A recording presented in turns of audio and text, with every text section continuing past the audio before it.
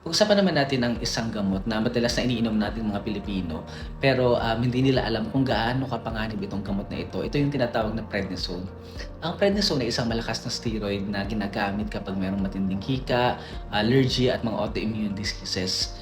Pero hindi ito ginagamit kapag meron lang simpleng ubo or sipon.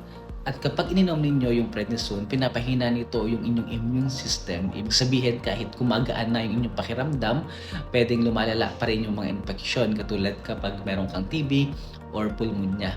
Puwede rin itong magdulot ng pagtaas ng sugar or diabetes, pagtaas ng BP or high blood, panghihina ng buto at yung pagbilog ng mukha at tiyan.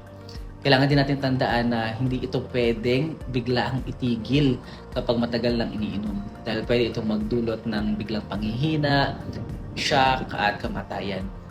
Ang prednisone ay life-saving kung tama ang paggamit, pero life-threatening ito kung inaabuso. Kaya kung umiinom tayo ng prednisone ng matagal, no, magpatingin sa doktor para sa tamang gabay.